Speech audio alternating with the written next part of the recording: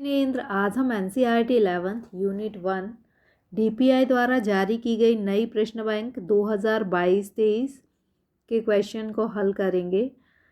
इसमें यूनिट 1 के अंतर्गत अध्याय 1 और अध्याय 2 शामिल हैं। स्वतंत्रता की पूर्व संध्या पर भारतीय अर्थव्यवस्था कैसी थी?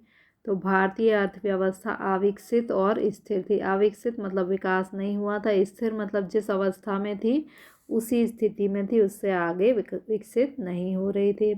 अंग्रेजों ने जब भारत को छोड़ा तब भारत भारी गरीबी से पीड़ित था। निम्नलिखित में से किस अर्थशास्त्री ने औपनिवेशिक काल के दौरान राष्ट्रीय आय का अनुमान लगाया? दादा भाई नेहरू, फिंडले सिराज और विलियम डिग्बी, यानी उपरोक्त सभी। ब्रिटिश शासनकाल के दौरान पहली बार जनगणना के आंकड़े कब एकत्रित किए गए? 1881 में। आप 18 साल के हैं तो उसका उल्टा 81 कर लें, तो 1881 में पहली जनगणना के आंकड़े एकत्रित किए गए। भारत में योजना आयोग की स्थापना कब हुई? 1950, जब भारत गणतंत्र हुआ। 26 जनवरी 1950 को गणतंत्र हुआ था। योजना आयोग की स्थापना की तिथि भी 1950 है।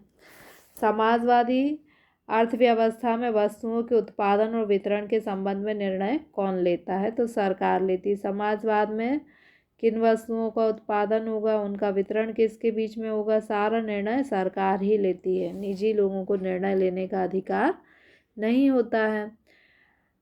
नई औद्योगिक नीति 1956 में सामरिक उद्योग यानी रक्षा क्षेत्र के उद्योग को किसके अंतर्गत रखा? सार्वजनिक, यानी रक्षा के युद्धक विमान आदि कौन बनाएगा? सरकार बनाएगी। तो सामरिक उद्योग सार्वजनिक क्षेत्र के अंतर्गत रखे गए। भारत में किस प्रकार की अर्थव्यवस्था है? भारत में मिश्रित अर्थव्यवस्था है, यानी पूंजीवाद भी है और समाजवाद भी है। पूंजीवाद यानी प्राइवेट स्कूल समझ लें आप, और समाजवाद यानी सरकारी, दोनों प्रकार के स्कूल पाए जाते हैं। तो हमारे यहाँ मिश्रित अर्थव्यवस्था है। औपनिवेशिक शासन काल में आय का मुख्य स्रोत क्या था? तो आय का मुख्य स्रोत कृषि थी। नेक्स्ट क्वेश्चन है, रिक्त स्थान की पूर्ति कीजिए। खाली स्थान। टिस्को की स्थापना कब हुई? तो टिस्को की स्थापना 26 अगस्त 1907 में हुई। स्वतंत्रता की पूर्व संध्या पर भारत तैयार माल का शुद्ध कौन था? आयातक। मतलब पहले भारत क्या करता था?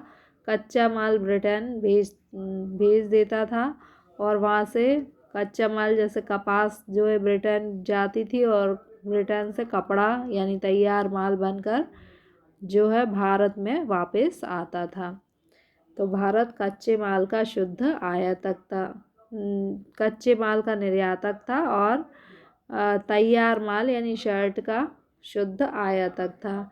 भारत में जूट उद्योग के विभाजन के बाद कच्चे माल की कमी का हुई, यानी जब भारत का विभाजन हुआ तो क्या हुआ कि भारत में जो जूट उद्योग से संबंधित मिलें तो भारत में रह गई, और जूट उत्पादक क्षेत्र जो है वो पाकिस्तान में चला गया, इसलिए भारत को कच्चे माल की कमी का सामना करना पड़ा। कृषि औपनिवेशिक शासन काल के दौरान आजीविका का मुख्य स्रोत थी। मतलब अंग्रेजी शासन काल में लोग जीविका का साधन कृषि थी। स्वेज नहर खुलने से भारत और ब्रिटेन के बीच जहाज का सीधा आवागमन का मार्ग खुल गया। स्वेज नहर भारत और ब्रिटेन के बीच में थी। परिप्रेक्ष्य योजना मतलब लंबी बड़ी दीर्घकालीन योजना को परिप्रेक्ष्यात्मक योजना कहते हैं। उच्च उपज देने वाले बीज कब आए? 1966 में भारत में high yield variety of seed यानी उच्च उपज देने वाले बीज भारत में आए थे। आवक दिखाने वाली व्यापार रणनीति को क्या कहते हैं? आयात प्रतिस्थापन। यदि मान लीजिए हम विश्व से भारत जिन वस्तुओं का आयात करता है वो वस्तुएं भारत के उद्योगों में ही बनने लगे, तो फिर क्या होगा? हम जो पैसा भारत से बाहर जाता था वो भारत में ही बचेगा, और भारत में आवक आने लगेगी पैसे की। तो आयात प्रतिस्थापन की नीति से कहते हैं। मलमल एक विशेष प्रकार का सूती कपड़ा है। सही गलत बताइए। जनसंख्या वृद्धि किसी अर्थव्यवस्था के आर्थिक विकास का सूचक है। ये गलत है, क्योंकि जैसे भारत में जनसंख्या अधिक होने के कारण आर्थिक विकास बाधित हो रहा है, क्योंकि अन्य संसाधन भी होना चाहिए, केवल जनसंख्या से विकास नहीं होता।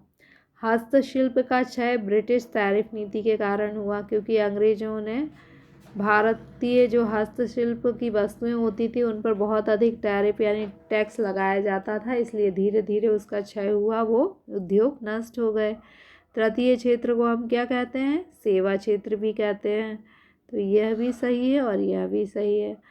स्वतंत्रता की पूर्व संध्या पर समाज में लैंगिक पूर्वाग्रह साक्षरता दर द्वारा इंगित होता है। मतलब हम यदि ये देखें कि साक्षरता दर कितनी थी, तो पुरुषों की साक्षरता दर ज़्यादा थी और जो महिलाएं थी उनकी साक्षरता दर बहुत कम थी। इससे पता चलता है कि तब भी लैंगिक पूर्वाग्रह था, मतलब पुरुषों को ज़्यादा तरजीह दी जाती थी महिलाओं की तुलना में। तो यह कथन सही है। तकनीकी सुधार के कारण भारत में कृषि उत्पादकता में वृद्धि हुई। पहले हम हल से खेती करते थे, अब हम ट्रैक्टर से खेती करते हैं। तकनीकी सुधार हुआ और इससे कृषि उत्पादकता में वृद्धि हुई। 12वीं पंचवर्षीय योजना की अवधि 2012 से 19 थी, 19 नहीं 17 थी, इसलिए यह कथन गलत है। मिश्रित अर्थव्यवस्था भारत में नियोजन की रूपरेखा रही। तो भारत में नियोजन के कारण मिश्रित अर्थव्यवस्था है, यानी समाजवाद और पूंजीवाद दोनों हैं, सरकारी और प्राइवेट दोनों स्कूल हैं। तो यह कथन सही है। भारत में योजना की शुरुआत सार्वजनिक क्षेत्र में भारी निर्भरता के साथ हुई। जब हमारे यहाँ पंचवर्षीय योजनाएं बनाई गई तो उसमें जो सरकार थी उसको सबसे अधिक कार्य सौंपे गए, इसलिए सार्वजनिक क्षेत्र पर निर्भरता बढ़ी। विऔद्योगीकरण यानी उद्योगों को नष्ट करना क्या कहलाता है? विऔद्योगीकरण के पीछे शासकों के दोहरे उद्देश्य थे। यह कथन सही है कि एक उद्देश्य तो ये था कि यहाँ के उद्योग नष्ट हो जाएंगे तो यहाँ पर जो कच्चा माल बचेगा उसको ब्रिटेन के उद्योग में भेज दिया जाएगा। दूसरा उद्देश्य क्या था कि ब्रिटेन से जो निर्मित माल आएगा वो भारतीय बाजारों में खपा दिया जाएगा। सही जोड़ियाँ बनाइए। प्राथमिक क्षेत्र, प्राथमिक क्षेत्र जो है वो कृषि है। निर्माण, निर्माण जो है सेकेंडरी क्षेत्र या द्वितीयक क्षेत्र निर्माण क्षेत्र को कहते हैं। इसके बाद है भारत में पहला पुल। भारत में पहला पुल को हम इससे मिलाएंगे 1854। प्रधानमंत्री जो है वो, इसको हम ABCDE यानी इससे मिलाएंगे। प्रधानमंत्री योजना आयोग के अध्यक्ष होते हैं।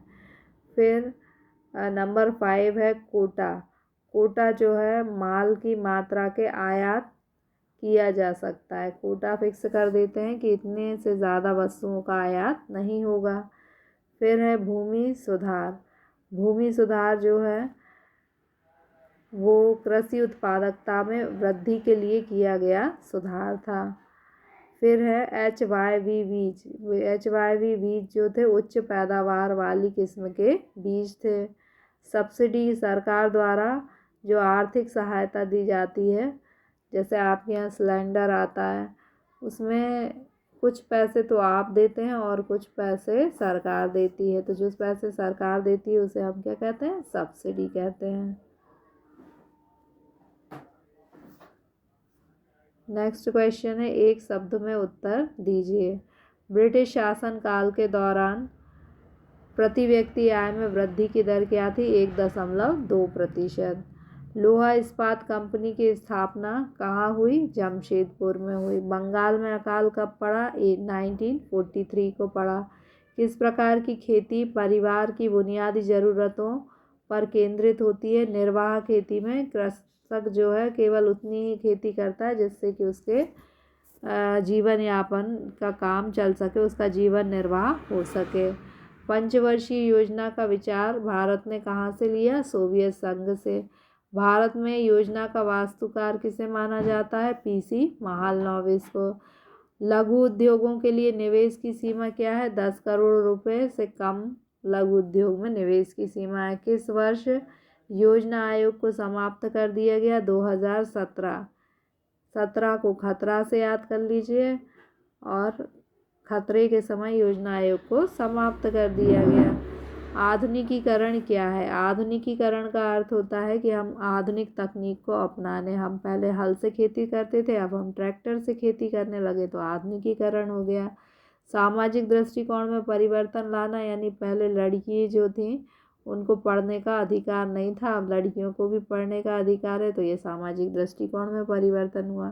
तो आधुनिकीकरण के 2 उद्देश्य हैं, पहला तो आधुनिक तकनीक को अपनाना, दूसरा सामाजिक दृष्टिकोण में परिवर्तन लाना। आत्मनिर्भरता, आत्मनिर्भरता का सामान्य अर्थ क्या होता है? अपने ऊपर निर्भर रहना, लेकिन अर्थशास्त्र में आत्मनिर्भरता का अर्थ क्या है कि उन वस्तुओं के आयात से बचना जिनका कि हम अपने ही देश में उत्पादन कर सकते हैं। अर्थव्यवस्था के कौन कौन से क्षेत्र हैं? अर्थव्यवस्था में क्षेत्र हैं कृषि, उद्योग और सेवा क्षेत्र। सुरक्षित स्टॉक क्या होता है?